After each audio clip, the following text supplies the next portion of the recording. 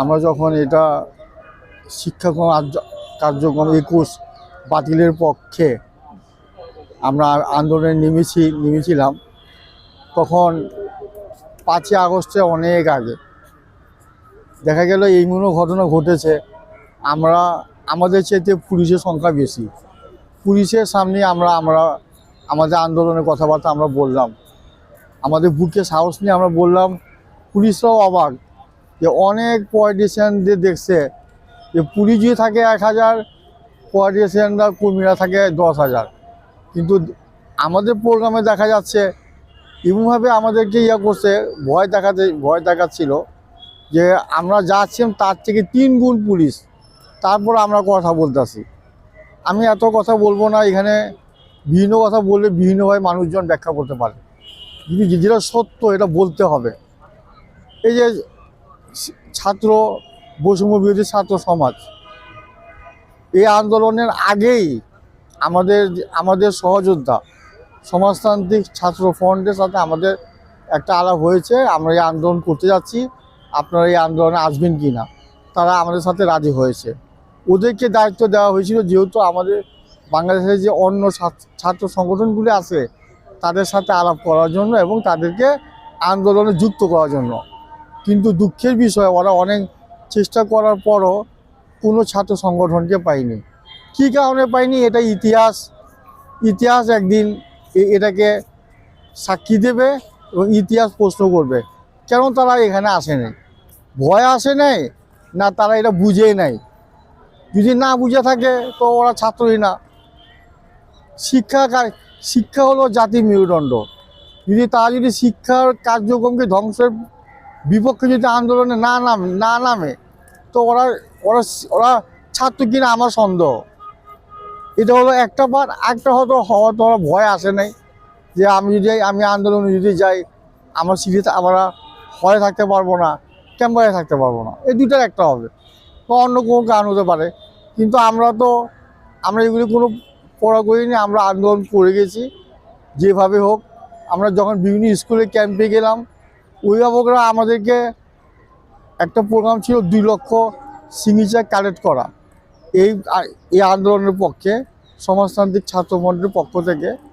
সেই ব্যাপারে আমরা অনেক স্কুলে গেলাম, অনেকে সিগনেচার করছে, বলছে আমাদের নৈতিক সমর্থন আছে কিন্তু আমরা ফিল্ডে নামতে পারবো না। কেন প্রশ্ন করলাম, কেন করে আমাদেরকে আগে থেকে ম্যানেজমেন্ট কমিটি এবং টিচাররা বলে দিয়েছে যারা এই আন্দোলনে যাবে তাদের ছেলে মেয়েদেরকে টিসি দিয়ে দেবে, স্কুল থেকে বের করে দেবে। এই ভয়ে তারা স্কুলে, এই জন্য তারা আন্দোলনে নামে নেই, কিন্তু তাদের নৈতিক সমর্থন ছিল।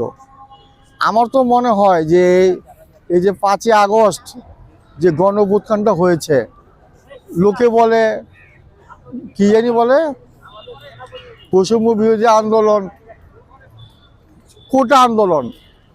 না, এটা কোটা আন্দোলনের না, এটা 10%।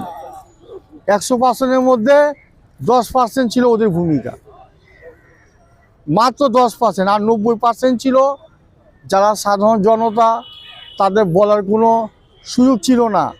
বিশেষ করে শিক্ষা কার্যক্রমের ব্যাপারে তারা ফেড আপ ছিল, তাদের মনে খুব ছিল, কিন্তু তারা যে রাস্তায় নামবে সে পথ তারা খুঁজে পাচ্ছিল না। যখন দেখছে যে এই সুযোগটা পেয়েছি তখনই তারা নেমেছে। এই জন্য হয়তো আপনারাই দেখেছেন পুরো বাংলাদেশের রাস্তাঘাটে সকল শ্রেণীর মানুষ, বাচ্চারা কি বুঝে, ওদের আবার কিসের কোটা আন্দোলন, ওরা কি বুঝে কোটা আন্দোলনের। ওরাও নামছে কি জন্য, চিন্তা করছে এই সরকারকে পতন করতে পারলে আমাদের শিক্ষাটা বাঁচবে। ওরা ওই থিম নিয়ে চিন্তা করে ওরা রাস্তায় নেমেছে এবং সফল হয়েছে। এখন বৈষম্য বিরোধী আন্দোলনরা বিভিন্ন কথা বলে যে ওরা বেনিফিট নিচ্ছে, ক্রিম খাচ্ছে, খাক, কিন্তু যেটা প্রাপ্য ওরা দেওয়া উচিত। এই আন্দোলনটা শুধু ওদের একা না, ওদের 10% মাত্র, কিন্তু ওরা 90% ফ্যাসিলিটি নিচ্ছে। আমি সরাসরি বলতে পারব, ওদেরকে বসান, ওদের বৈঠকে বসান, ওরা আমার সাথে পারবে না ডিবেটে। ওরা 10% ছিল আর সাধারণ জনতা ছিল 90%, কিন্তু এখন ওরা 90% সুবিধা ভোগ করতেছে। আর জনগণ 10% পাচ্ছে না। এখানে বক্তব্য এখানে রইল। আর এই প্রোগ্রাম করতে গিয়ে আমরা অনেক স্কুল কলেজে ম্যানেজমেন্ট কমিটির এবং ম্যানেজমেন্ট কমিটি বা স্থানীয় যারা সরকারি দলের পার্টনারের সাথে আমাদের অনেক ঝগড়াঝাটি হয়েছে, মারামারি হয়েছে। তখন আর কাকেও পাইনি। আমরা একাই করি, ছাত্ররা তো আসেই নাই, অত ছাত্রই না। শিক্ষা জাতি মেরুদণ্ড, ওরা শিক্ষা কার্যক্রম যে এটা শিক্ষা কার্যক্রম তো অরিজিনাল, এটা বাজে শিক্ষা কার্যক্রম, তারা ওটা পড়েও নাই, পড়ার মতো হয়তো সম্ভব নাই। আমি এটা তীব্র প্রতিবাদ জানাচ্ছি যে তারা এই আন্দোলনে ছিল না বলে, এখনও বলতেছি। তারপরে দেখেন কত ধরনের কমিশন গঠন করা হয়েছে, নির্বাচন কমিশন, তারপরে সংবিধান সংস্কার কমিশন, তারপর বিচার কমিশন, তারপর হলো দুদক কমিশন। কই শিক্ষা কমিশনও তো করে নাই। শিক্ষা কমিশন কি করছে বলেন এখন পর্যন্ত? আজকে পর্যন্ত কি শিক্ষা কমিশন করছে? তো তারা ছাত্র, তারা তো শিক্ষা থেকেই বুঝে না। তারা ভাই ওটা কী ধরনের ছাত্র আল্লাহ জানে। ওটাও যারা আমরা শিক্ষা, ওরা যায়নি। শিক্ষক উপদেষ্টার সাথে আমরা 2বার মিটিং করলাম। বৈষম্য বিরোধী ছাত্র আন্দোলন এই ব্যাপারে কোনো ভূমিকাই রাখে নাই। আমরা এই শিক্ষা উপদেষ্টার সাথে 2বার আলাপ করলাম।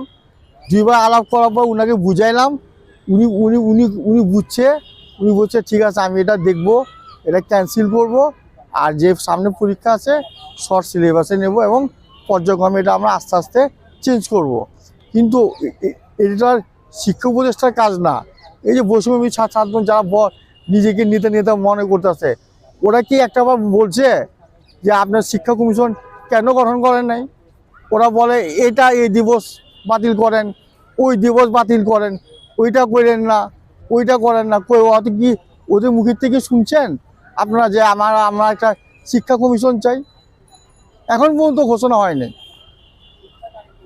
এটা খুব আমার কাছে দুঃখজনক। এখন পর্যন্ত শিক্ষা কমিশন গঠন হয়নি।